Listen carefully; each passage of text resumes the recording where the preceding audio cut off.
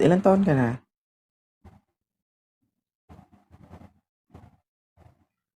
Huwag ka magsalita? 33. Ayaw mo magsalita? Ano, 3 years old ka, ganon? Hmm, ano, mag-sign language tayo dito. Ay, Natutulog po Clover. kasi. May natutulog. Gisingin natin, ah. Ilongga, bakit ka napunta sa live ni 2.0? Kasi tagal ko na nakikita to. Tapos parang ang saya mo kausap. Tulog, oh. Kung magbasa ng comment, mamaya hindi ka sasaya, maiinis ka. Ha? Bakit? 33 ka na. Oo. Naghahanap ka ba ng karelasyon? Gusto mo magbasa ng comment? Baba kita. Hindi po. Hindi pala eh. Naghahanap? Hindi. Hindi nga po. Sorry. Galit ka? Hindi ka naghahanap. Gusto mo lang talaga umakyat. Alam mo, Video madam, call. kahit na anong gawin mo, no, na kunwari, hindi ka nagbabasa ng comment, halata. Halata sa mata mo. Oh, ganun ka kunti, oh, para hindi ka halata. Tingnan ko lang po yung tawas. Hmm. Bakit baho? Ay, mami. May boyfriend ka? Ay, shoot, Monica. Asawa po. Kasal ka na? Sana all. Bakit ikaw? Kasal ka din naman. Kakasal pa lang ako. Akala ko. Ano nakakatawa doon? Makikita mo yun kapag kinasal na ako kasi ipopost ko online. Bot. Ayoko kasi ikasal na simple lang. Pag gusto ko pag kinasal ako, naka-red carpet mula sa bahay hanggang simbahan. Sana all. Hindi ka panipaniwala, no? Pero dahil kay 2.0, magiging posible ang imposible. Yes, maging possible ang impossible. Alam mo kung bakit? Ha? Mangyayari yung yung kailangan pag kinasal yung asawa ko sa akin, dapat naka-red carpet. Hindi kasi ako naniwala kasi yung motto ko kasi is to see is to believe. Ay, sus Maria. Maniwala ka sa akin, Inday. Wala pa akong sinabi na hindi ko kayang patunayan. Oo. Alam mo kung bakit ko nasabi yon. Dapat naka-red carpet mula simbahan hanggang bahay. Alam mo kung, alam mo kung bakit? Magkatabi lang. Hindi. Kaharap namin yung simbahan. Sabi ko na. Oo. Possible. Di ba? Ang galing yung sense of humor mo. Ang galing. Not so. Totoo naman niya yun. Ha? Asan na yung asawa mo? Nasa baba, binabantayan ka, baka may gagawin ka eh.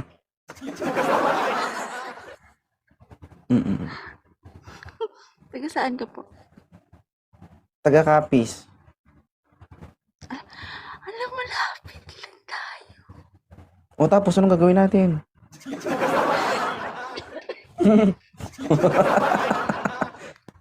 Malapit nga, anong gagawin natin? Hindi, may kasamaan kasi ako dito na nagkakapis din. Pakiklaro ha, kasi iba yung pumapasok sa isip ko. Hindi ko naman. Hindi, yung, nung pagkasabi ko na taga-Capiz ako, sabi mo, wala, malapit. Iba ang reaksyon. Tabi-tabi sa asawa. Hindi, ano na lang. Wala na lang reaction. Talaga ba? Kasama mo asawa mo? Hindi, nasa ano po ako, ibang bansa. Oo. Tigan din pala ito. Ay, Jason. Kasal ka na? Opo. Ilang taon ka nang kasal? Loop. 3 years. Ilang taon na kayo magkarelasyon? 7 years. Naligo ka na? Ha? Mamaya pag nag-duty. Mamaya pag nag-duty po. Kaya pala eh. Ikaw mukhang hindi ka naman. Sariling Kaya pala. amoy Sorry, talaga sorry. yan. Ha? Sariling amoy. Magkadikit man tayo.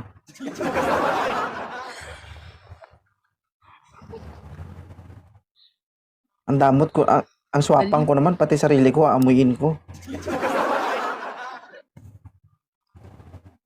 Bakit? May anak ka na? Oo. Itong video na to, kapag nakita ng asawa mo, Diyos ko ka na eh. Diyos ko ka. Ha? Hindi, kung nakikinig yung asawa mo ngayon, anong gusto mong sabihin sa kanya? Ano Ano ba Uwi tawagan ko, nyo? siya pa Love, rin. babe, mahal, Papa. papa. Sige, sabihin mo, pa. Pag uwi ko, ikaw pa rin. Pero dito ako sa abroad, iba muna ha. Agay. Agoy. Agoy. Never. Never. Oo. Never kasi sa live. Baliw. I love you, Papa. Ay. Alam mo, madaling sabihin yung I love you. Madaling sabihin, mahirap panindigan. Alam mo yan? Hindi. Bilis lang yung panindigan. Hindi. Malalaman Kaya mo kung mahal ka ng isang tao kung kahit anong dilubyo ang mangyayari sa relasyon nyo, no? Nandyan ka pa rin o nandyan pa rin siya sa'yo kahit anong mangyari. Kahit anong problema pa yan. Hindi kasi sapat yung I love you lang. Kahit sabihin mong I love you, mahal kita, kung sa isang iglap nagkaroon kayo ng problema, iniwan mo agad. Meron namang Opo, hindi father. madalas magsabi ng I love you. Tama nga naman. Di ba? Oo.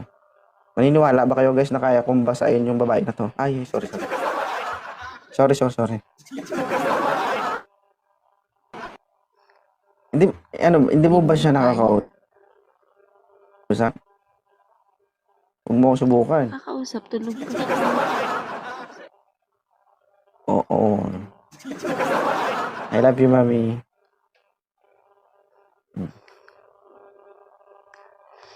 Sige na, baba mo na ako. Nagagalit ang viewers mo. Nagagalit ng mga viewers mo. Wala naman sila Sasakali na na. Oh, sino ba inakyat? Sino bang inakyat mo dito? Sila o ako? Ay, Sino inakyat mo? Sila o ako?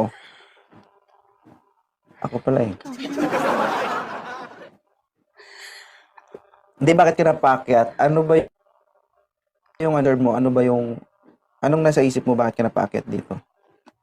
Kasi, Hindi. mostly wala na umaakyat dito is naghahanap eh.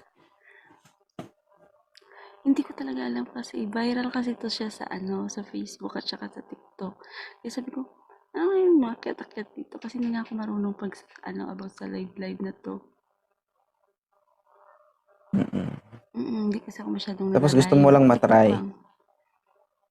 Ganyan, bigla lang ako napaakyat.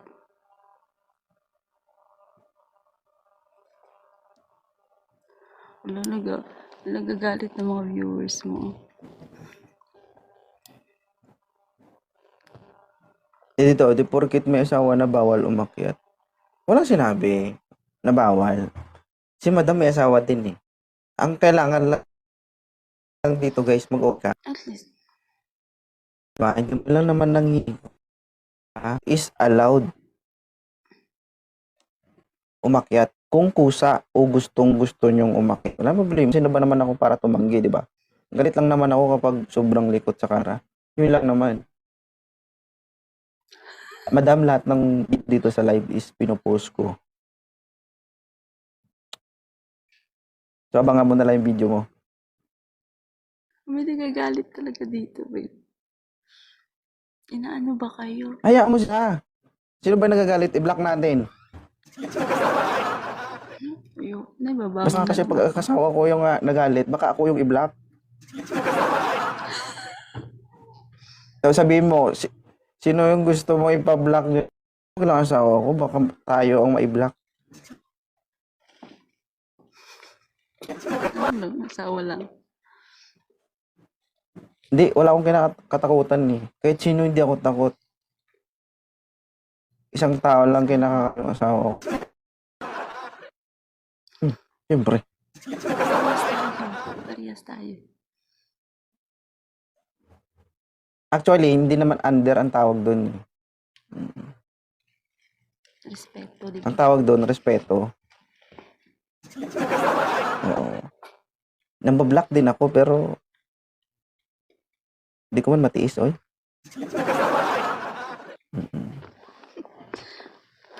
Okay lang sa'yo mag-block. Kapag mahal mo yung tao, dapat block, unblock, ganon. Ganun ako eh. Lahat naman yan may purpose eh. Bakit nangyayari yan? Oo, para kaysa naman magkita ka pa ng kung ano-ano, di ba? Masasakit na salita. Minsan, di ko mapigilan. Nangyayari. Kaya ang ginagawa ko, binablock ko na lang. Pag okay na ako, hindi, back to basic. Ganun ako. Yep. Ganun ako eh. Pag ayoko makapagsalita ng masama. So, nag-away kayo ngayon? Hindi.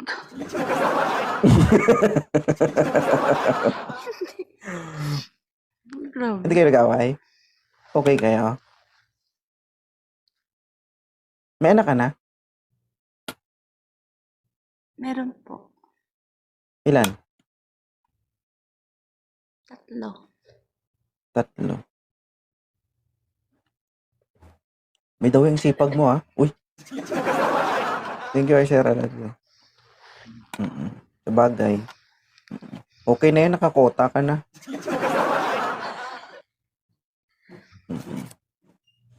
Thank you po sa nagbigay ng train. Ano?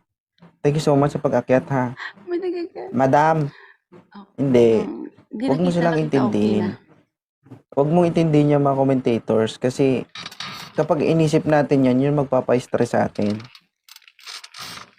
Do you think sa 2,400 viewers na yan, lahat sila gusto ako? Hindi yan sila lahat gusto ako. Ang iba dyan, ayaw sa akin. Hindi natin kasi mapiplease lahat ng tao eh. I have 2.2 million followers on Facebook. Lahat yan sila.